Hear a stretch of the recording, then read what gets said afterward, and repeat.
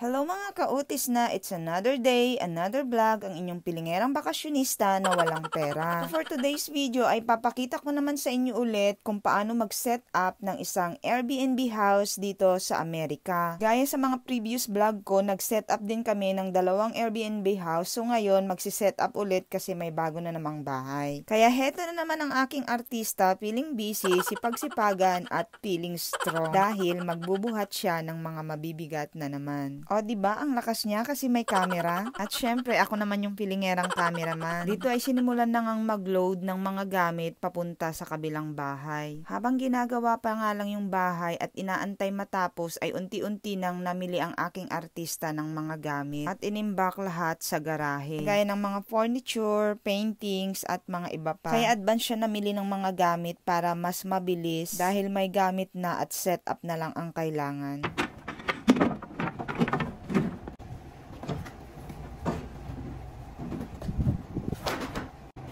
Dito nga ay dumating na ang collab team ng aking artista kaya combined forces na sila sa pagbubuhat.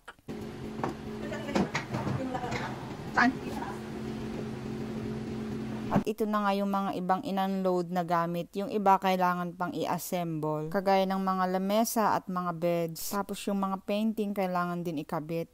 Pagkatapos mag-unload ng mga gamit ay ito sinimulan ng i-assemble ng aking artista ang mga bed frame at bed slot. At dahil napagod ako sa pagiging cameraman, nagpahinga muna ako. Habang nasa kasarapan ako ng aking pagpapahinga, sabi naman ang aking artista ay bumangon na daw ako at kailangan ko na siyang videohan dahil magtatrabaho na siya ulit. Masyadong ganado ang aking artista sa pagtatrabaho. Excited na siyang matapos agad para mailagay niya na agad sa listing.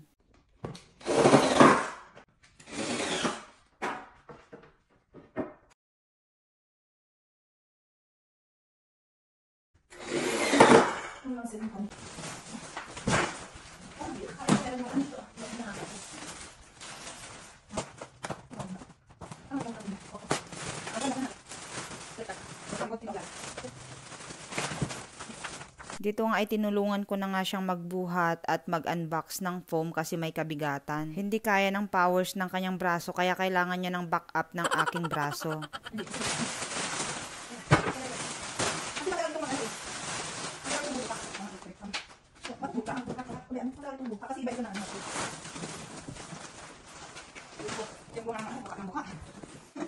Hinayaan na nga muna yung isang foam para mahanginan at umalsa. At dito ay lumipat siya sa kabilang kwarto para linisin yung kama at i-unbox din yung isang foam. Pagkatapos sa dalawang bed, isusunod naman dito sa may kitchen kung saan i-assemble ang table. Dito ay pinupunasan na nga para matanggal yung alikabok at para mai-assemble na at ilagay yung paa.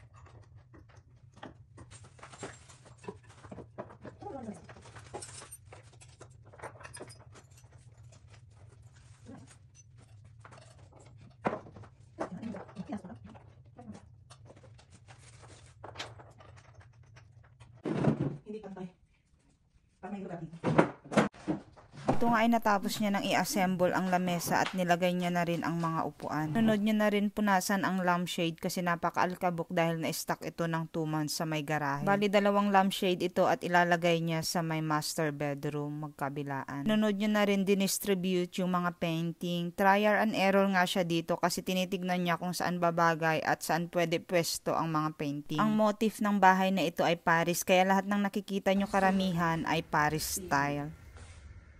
After niyang ma-distribute at makapag-decide kung saan talaga ilalagay, ay isa-isa niya nang kinabit ang mga paintings. Perfect. Perfect. Napa-perfect na nga siya sa kanyang sariling gawa. Sinunod niyang nilagay yung painting sa may entrance door. Ilalagay niya rin dito yung bonjour nang ibig sabihin ay good day. Na para pagpasok pa lang ng bisita ay binabati na agad, o diba?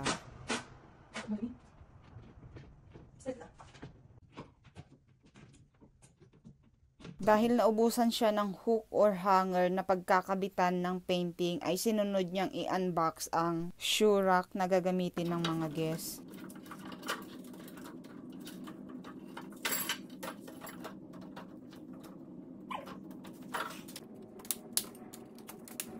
Sinunod na rin i-unbox ang mga gamit sa kitchen at sa toilet, kagaya ng mga panlinis at mga iba pa.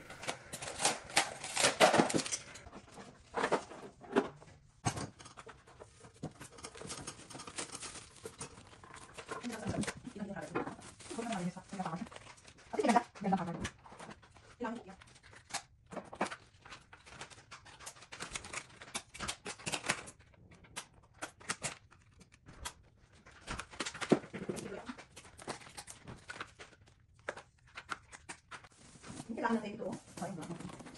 May isa sila. Sila rin. May isa dito. Ay, ito ka din. Sakto lang yung taas niya. Hindi siya masyadong mataas. Hindi nakakabangga.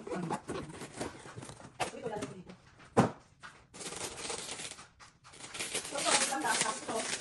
Sinunod na rin i-unbox ang mga plato at baso para ilagay sa dishwasher.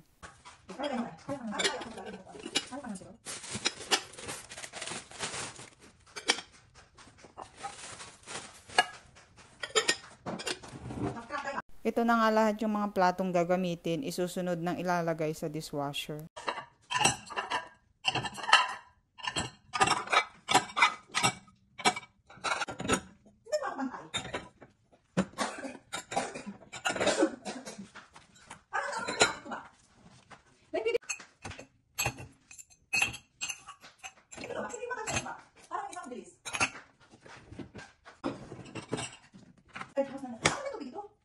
After maisalang nga sa dishwasher, dito naman ay sinunod naman tanggalin yung mga tag ng mga towels at mga bedsheet para ilalaban na. Baka magtaka kayo kung bakit hindi puti ang ginagamit nilang mga towels. Dito kasi sa area nila ay hindi vacation place. Kaya ang mga guests nila ay workers. Mostly sa oil nagtatrabaho, kaya darker yung ginamit nilang towel para hindi masyadong madumitignan at hindi mahirap labhan. O siya mga kautis, na hanggang dito na lang muna ang aking Airbnb vlog. Dahil as of now, yan pa lang ang mga nagagawa ng aking artista. Kaya marami-rami pa kayong aabangan sa pagsiset up ng Airbnb na ito. Kaya i-like and subscribe nyo na ang Pilingerang Bakasyonista na Walang Pera. Mensi Mensi!